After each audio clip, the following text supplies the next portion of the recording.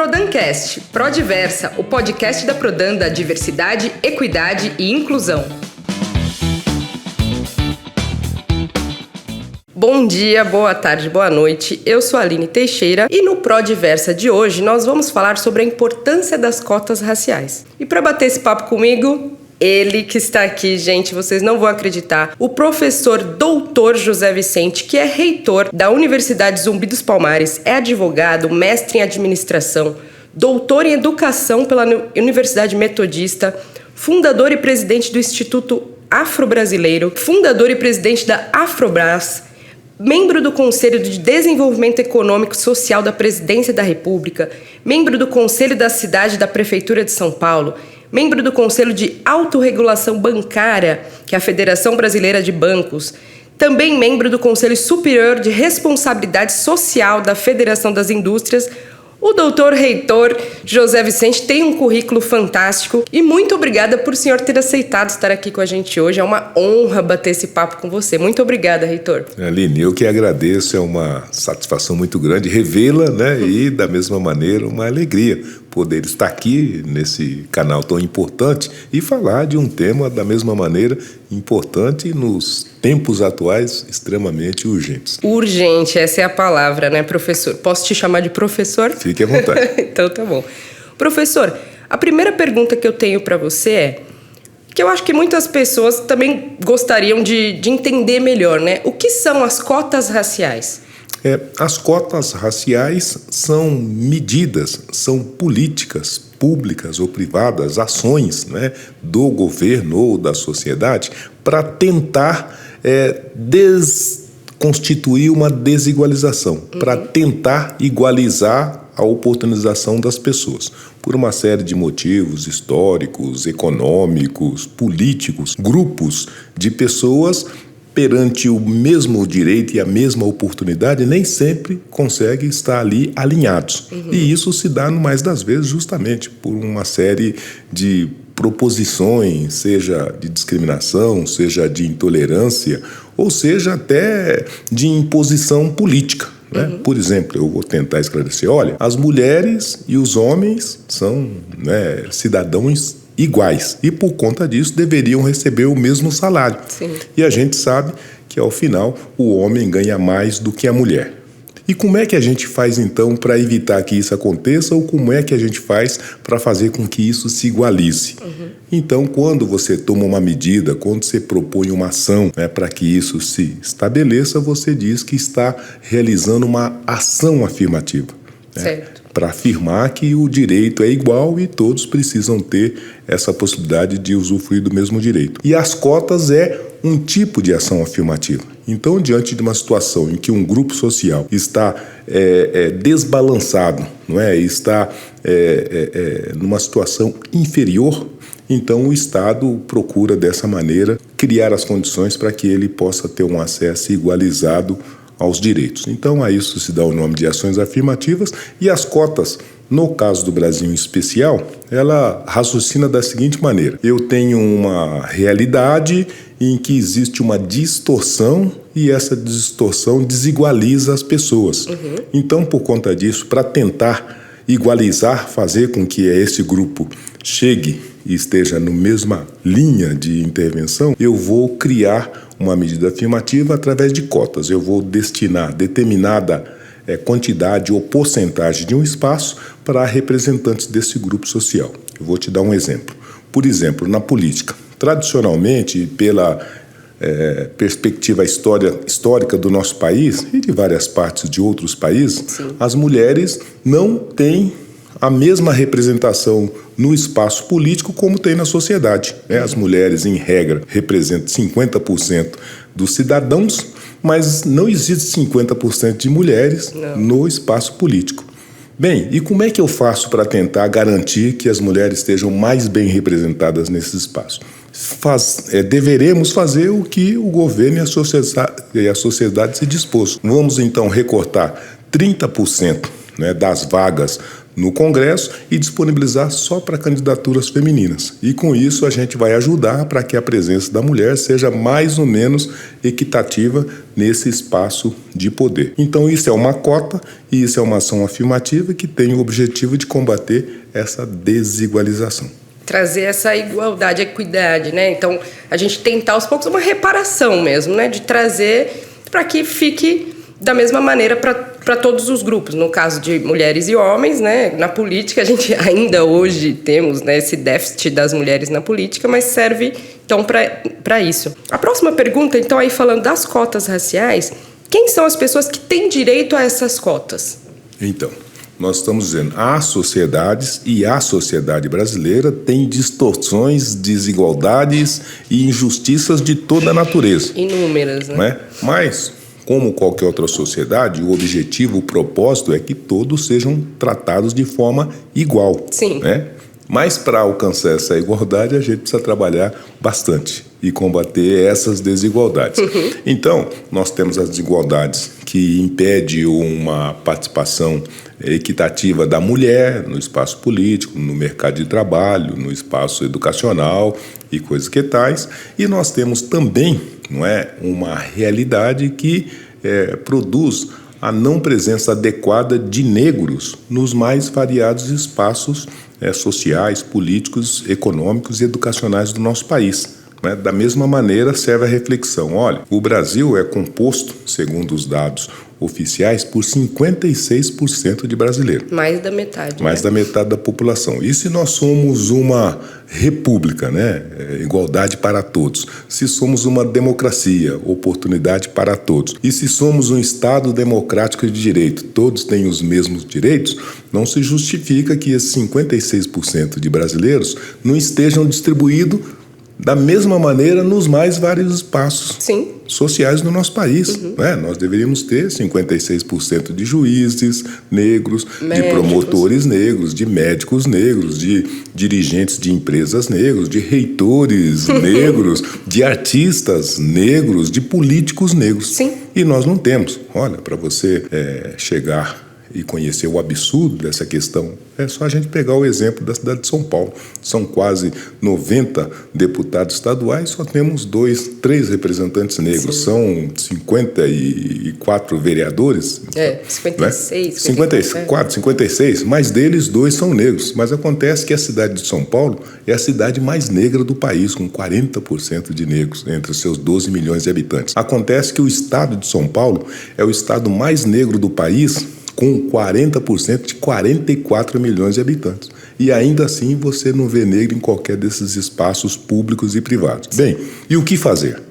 Se tem algum tipo de fenômeno acontecendo para impedir que esse acesso seja igualizado, então o governo precisa, a sociedade precisa, todos precisam trabalhar para construir meios, medidas e políticas. Então a ação afirmativa de cotas para incluir negros, sobretudo nas universidades, e também no Serviço Público Federal e Estadual, são as cotas que garantem pelo menos 20% de negros nos concursos públicos e a proporção de negros de determinada cidade dentro da universidade pública. Com isso, a gente está ajudando para que essa representação esteja mais ou menos equilibrada dentro da representação geral. Nós estamos auxiliando para que essa distorção movida pela discriminação, pelo racismo, não impeça que essas pessoas alcancem seus objetivos, se realizem como pessoas, como profissionais, e estamos, ao final, trabalhando para que esses princípios da democracia, da república e do Estado democrático de direito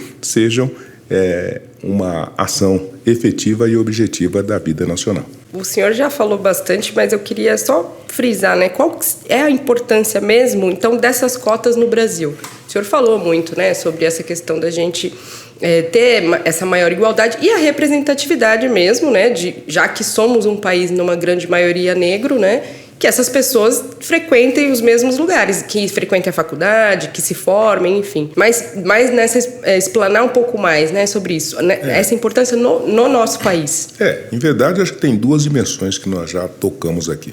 Olha, os países, né, as comunidades, as nações se juntam para permitir que cada indivíduo possa competir em pé de igualdade, para alcançar os seus objetivos pessoais e sua realização pessoal, a sua felicidade. Então, o Estado tem a obrigação e dever de não permitir que qualquer obstáculo impeça que isso aconteça. Sim. Não é? Ocorre que a construção de sociedades, elas se dão em cima desses conflitos, e os conflitos que, ao final, colocam grupos sociais em disparidade. Então, de novo, pegando o exemplo da mulher. Não é? Uma sociedade se juntam para que homens e mulheres tenham os mesmos direitos e as mesmas oportunidades. E quando a gente vê isso na prática, a gente vai perceber que não acontece.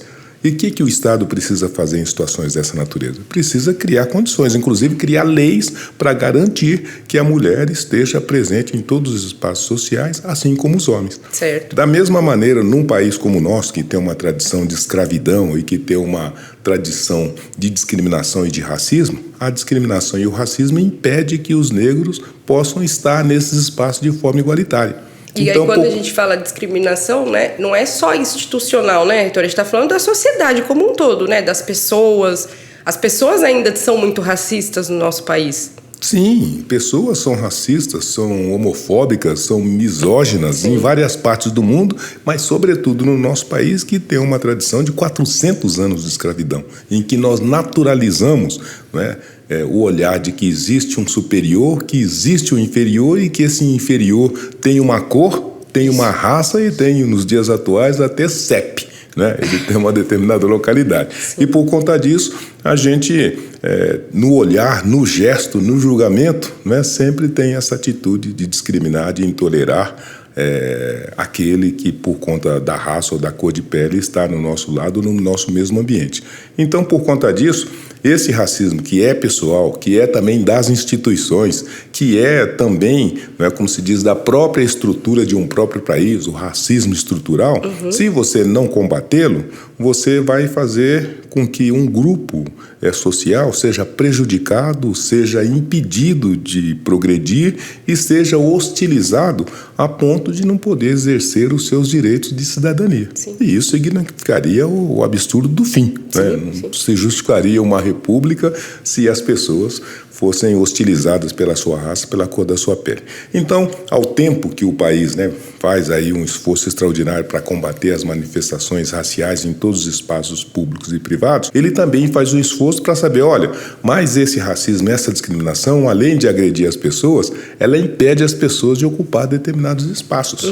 Então, por conta disso, eu preciso garantir que nesses espaços essas pessoas estejam presentes por dois fundamentos. O primeiro, que é o fundamento de garantir a própria sentido do Estado, de garantir a igualdade e a liberdade das pessoas.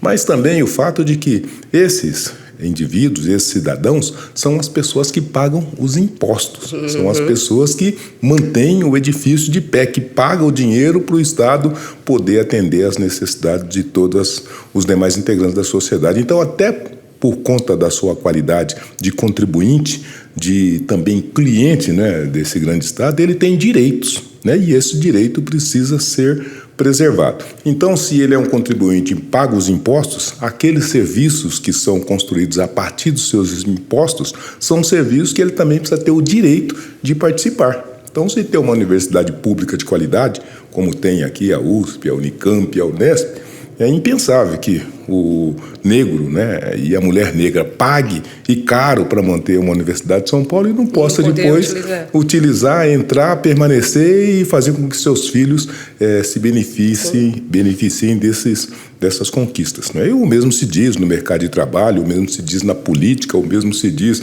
né, no ambiente da comunicação social. Né? Nós somos uma comunicação social que, em regra, o negro não entra e não se apresenta. Ela é, né, branca de olhos azuis, dificilmente esse elemento da Constituição do nosso país, que é negro, branco e amarelo, coloquemos assim, você não vê o negro e amarelo, você só vê o branco que se apresenta. Olha, mas é um espaço público e todos precisariam estar representados. Sim. Mas, automaticamente, isso não se dá.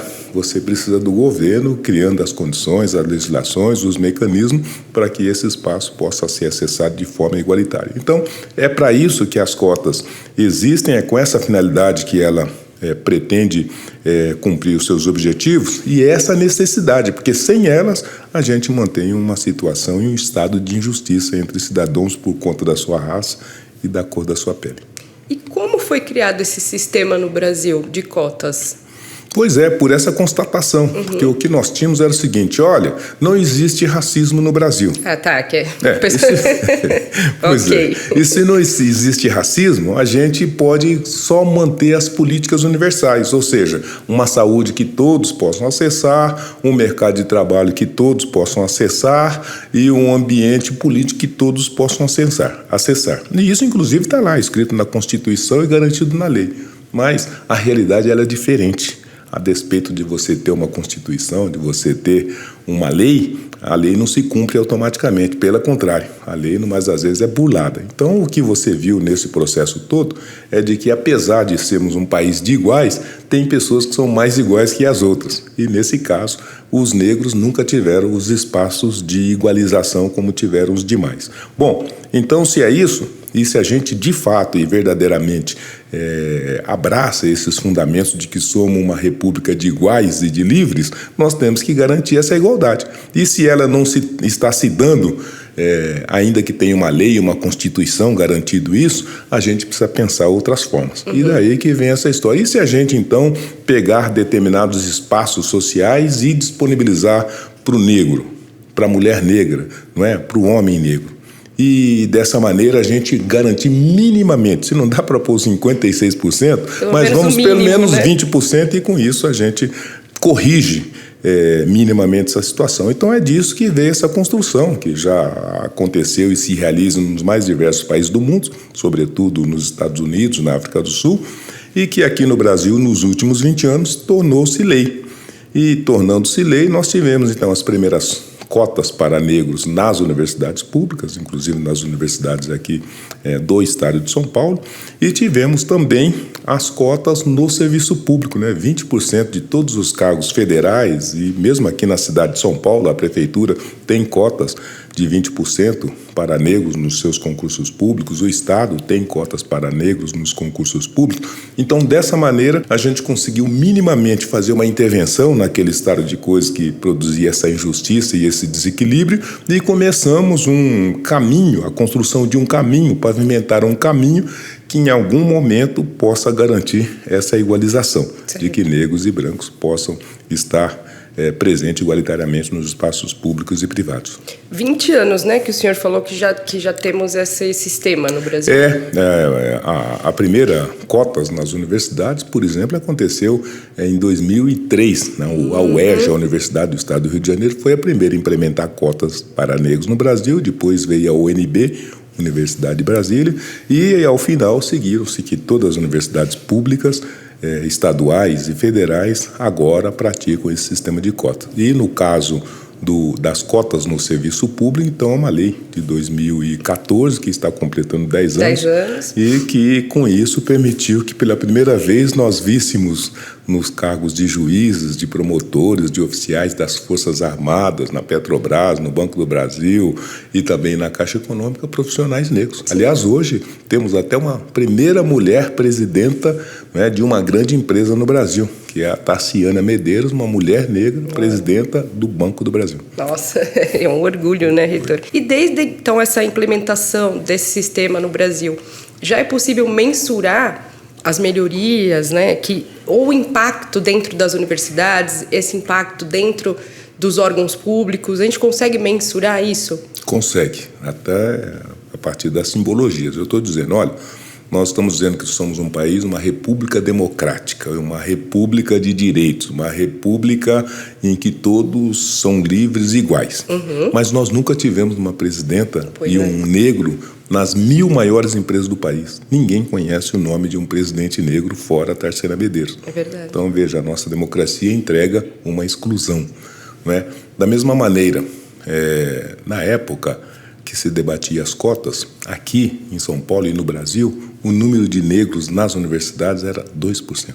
Aqui na Universidade de São Paulo, por exemplo, que é a maior, a mais prestigiosa do nosso país, os negros eram 2%, sendo que 1% deles ainda eram os negros dos convênios internacionais, os países africanos que mandavam os negros aqui para a USP. Eram os brasileiros. Então, os negros brasileiros eram 1% numa universidade que era pública e que 40% dos paulistas, negros, pagavam seus impostos. E depois, com as ações afirmativas nas universidades federais e mesmo aqui na USP, hoje nós temos 40% de negros nas universidades públicas. Não é? Nesse exato momento, nós temos 700 mil jovens negros em formação nas universidades públicas do nosso país. Olha, se não houvesse a cotas, nós ainda seríamos 1% dos negros, dos brasileiros nas universidades públicas do nosso país.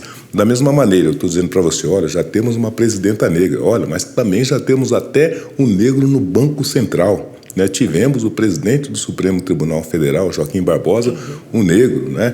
E coisas que eram impensáveis há 20 anos atrás, porque era quase que inimaginável que os negros poderiam ter esse acesso.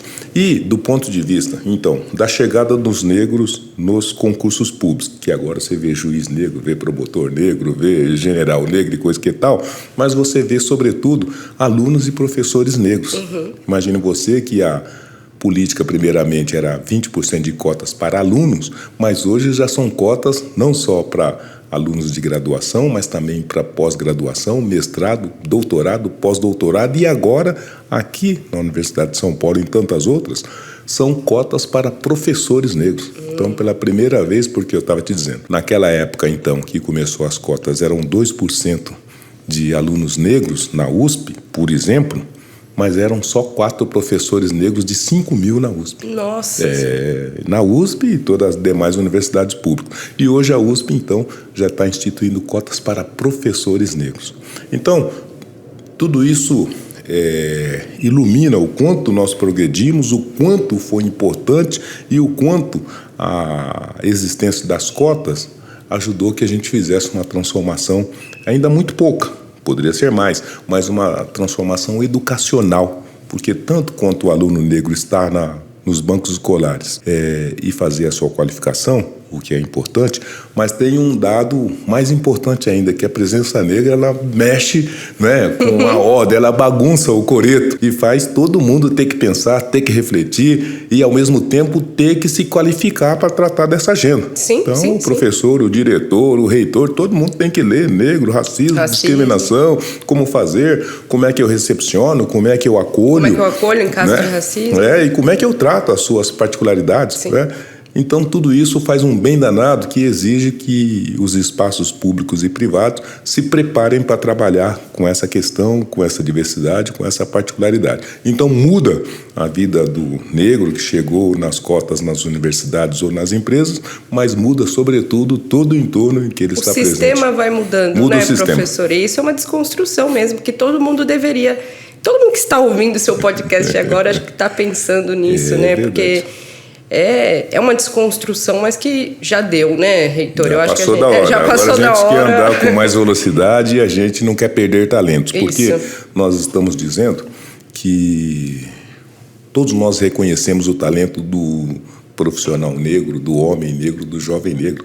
Basta lembrar Pelé e basta lembrar Glória Maria, ou se quisermos ser atuais, basta lembrar Rebeca Andrade, uma menina lá do fundão, né, da Zona Leste, que tinha um sonho, que tinha, né, talento e habilidade, teve a oportunidade e virou uma heroína internacional.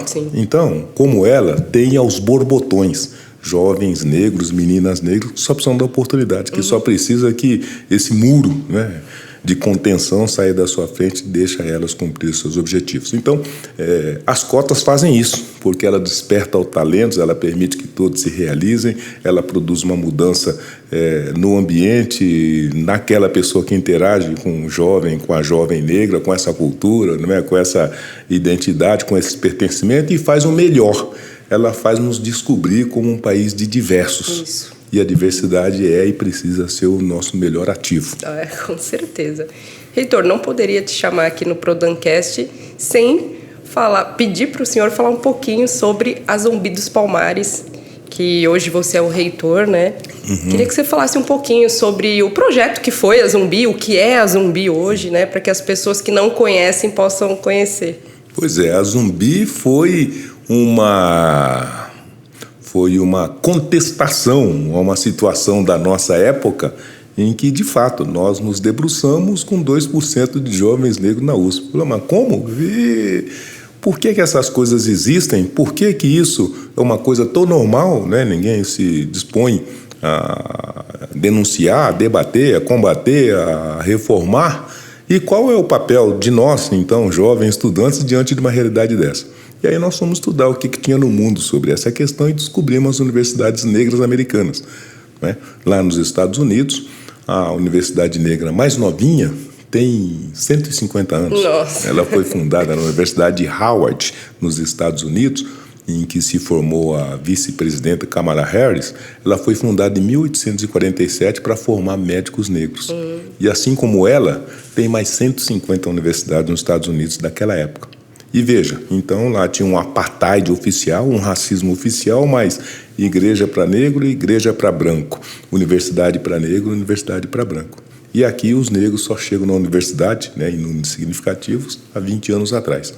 E naquela época, então, nem tinha os negros, proporcionalmente.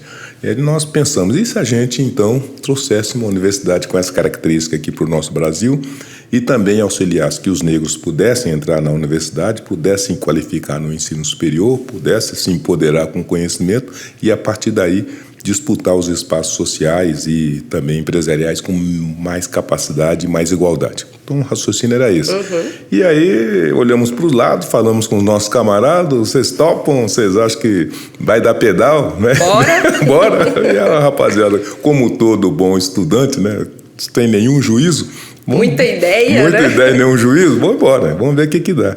E a gente, então, está agora completando os 20 anos da primeira universidade negra do nosso país, primeira e única. Né, e que, ao longo dessa história, formou e criou oportunidades para muitos jovens, para muitas jovens, ajudou a fazer o grande debate. Todas essas discussões de cotas nas universidades ou mesmo no serviço público passou por dentro da Zumbi, porque ela antecedeu as cotas. Ela é de 2001, né? A cota veio em 2003. Ela veio antes. Ela veio antes, né? Então ela debateu e serviu como parâmetro. Aliás, em seguida, o próprio presidente Lula, gostando tanto do modelo da Zumbi, ele criou a Unilab, que é a Universidade Luso-Afro-Brasileira, uma universidade federal internacional, lá em Redenção, no Ceará, que forma os quadros dos países negros, né, os países africanos de língua portuguesa. Então, tem uma Zumbi internacional ajudando a fazer esse trabalho. Mas o fato é que depois da Zumbi vieram as cotas, com a Zumbi vieram todas as demais universidades, e hoje, em alguma medida, a gente pode até pensar assim, se você considerar o número médio de alunos da Zumbi, nós só temos a Zumbi em São Paulo, mas se pensar nessa perspectiva dos números médios de 1.600 alunos, então nós temos hoje 300 universidades Zumbi dos Palmares, que esse é mais ou menos o número médio de negros em cada uma das universidades privadas. Então a gente ajudou... Vocês foram pioneiros e ajudamos a fazer a revolução. Que legal. Né? De modo que hoje, então, para aquela resposta aqui, para aquela pergunta que nós não tínhamos resposta antes, né, que é Deus quadros, né, hoje a gente está... ergue aqui e fala assim, está aqui, né, aos borbotões. Tem milhares de jovens negros nas universidades públicas e mesmo nas privadas, porque em seguida foi criado o programa ProUni, Programa Universidade para Todos, que também traz jovens das escolas públicas e tem um recorte para negros.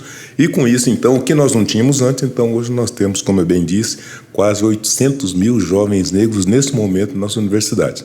É só a gente abrir a porta e deixar essa molecada passar. E a Zumbi tem muito orgulho de tudo isso, porque ajudou a fazer esse debate, ajudou a fazer essa construção e fez mais ainda. Ela implementou isso na prática, né? Pedra, cimento e areia. Não foi só o pensamento, não foi um sonho, uma ideia. Foi construído mesmo. Foi uma ideia que a gente conseguiu pôr de pé e tornar realidade. Então, estamos felizes e convidamos todos para conhecer, né, a primeira e única universidade negra da história do nosso país. Nós vamos com certeza, apesar de que eu já conheço, você não vale, professor, mas eu quero ir de novo. Professor, estamos chegando ao final do nosso... Assim, passou tão rápido que eu tô até... eu trouxe tanta coisa para falar. Mas vai voltar, viu? Vai voltar. Tá bom. Assim, eu fiquei até emocionada, né, com toda a sua história, com tudo... essa aula que o senhor deu, assim, não só para mim, mas para todos que estão nos ouvindo agora. Muito obrigada por você ter vindo, muito obrigada por essa aula e parabéns pelo seu trabalho e que continue firme e forte para continuar a luta, que o Brasil precisa de pessoas como você. Agora eu deixo esses minutinhos finais, se o senhor quiser falar alguma coisa, Também estou sabendo que tem a virada, então se o senhor quiser falar também. E é isso. Obrigada, reitor. Aline, querida, eu que agradeço a gentileza, a deferência e também o carinho com que você, o seu pai, sempre tratou o nosso trabalho, a nossa instituição. Mas dizer para você que até estar aqui é um fato de uma simbologia muito importante. Uma das nossas questões é como é que a voz negra possa ecoar, como é que ela possa ter espaço, não é? E lugar de fala, como se diz. E vocês estão permitindo que essa voz possa ecoar. Isso é uma coisa. A segunda, que, como eu bem disse, há 20 anos muita gente tem trabalhado para fazer essa mudança, essa transformação. E com isso a gente conseguiu andar bem e andar longe, mas tem muito mais coisas para fazer e por conta disso a gente precisa estar sempre atento e disposto a colaborar com essa agenda. E por conta disso a gente tem um trabalho muito legal que eu queria convidar todos que nos ouvem, que é a virada da consciência. Né? O que é a virada da consciência? Nós temos o dia 20 de novembro, que é o dia da consciência negra, né? Que celebra a morte, a vida e obra de Zumbi dos Palmares, que é um herói nacional e que aqui no caso, era feriado na cidade de São Paulo e agora, numa conquista maravilhosa, é também feriado estadual. Né? O governador Tarcísio Freitas sancionou a lei determinando que essa data agora é feriado estadual. E a gente queria que nessa data, além de todas as questões, a gente pudesse também celebrar, a gente pudesse se encontrar, se abraçar, né, e se divertir. Então, por conta disso, a gente criou a virada que tem, por exemplo, a corrida. 20 de novembro a gente já começa com a corrida de manhã aqui, né, na Brasleme, para prestigiar essa data. Nós vamos ter esse ano o maior encontro de baterias do mundo. Né? Vão ser 2.000 bateristas lá na Paulista, né, para celebrar o Dia da Consciência Negra. Nós vamos ter o grande show da virada lá no Clube Tietê, né, na sede da Zumbi, para também celebrar essa data. Nós vamos ter a entrega do Troféu Raça Negra, 20ª edição do Troféu Raça Negra, que lá na Sala São Paulo faz uma homenagem muito bonita para a Glória Maria. Vamos ter, da mesma maneira, o primeiro campeonato universitário de basquete masculino e feminino. 30 universidades, né, disputando o Troféu da Consciência. Legal. Então, as universidades, os alunos, os professores se juntando para essa agenda. Nós temos o Afro Minuto, que é um concurso de vídeo de 1 minuto com toda a rede pública e estadual de educação. Todos os meninos estão lá debruçados construindo um minutozinho, né, do vídeo dessa trajetória do negro. Nós temos o Hackathon contra a desigualdade. Nós teremos aí 200 grupos, né, debaixo das tendas, produzindo uma solução para combater o racismo nas relações digitais, na inteligência artificial. Então, está todo mundo ali sabendo como é que a gente faz para resolver esse problema. E, por fim, a gente tem o Fórum Internacional de Equidade Racial e Empresarial. 100 das maiores empresas do país, todos na mesma mesa, na Fiesp, né, debatendo o que e como fazer para retirar ainda essas amarras que impedem que o negro e a diversidade estejam no ambiente corporativo. Enfim, então são atividades de toda a natureza para todos os públicos, tudo gratuito. Aliás, ainda tem uma coisa bacana. A Rede Globo vai fazer uma seleção de filmes maravilhosos que ao longo de toda a semana estará sendo disponibilizado para as pessoas sobre trajetórias mais importantes dos negros. Então, é uma forma de congraçamento, uma forma de interação, integração e de celebração dessa história importante do Brasil e dos brasileiros, que foi a presença, a participação e a colaboração dos negros para fazer do nosso país o melhor país do mundo. É isso aí. Muito obrigada, professor.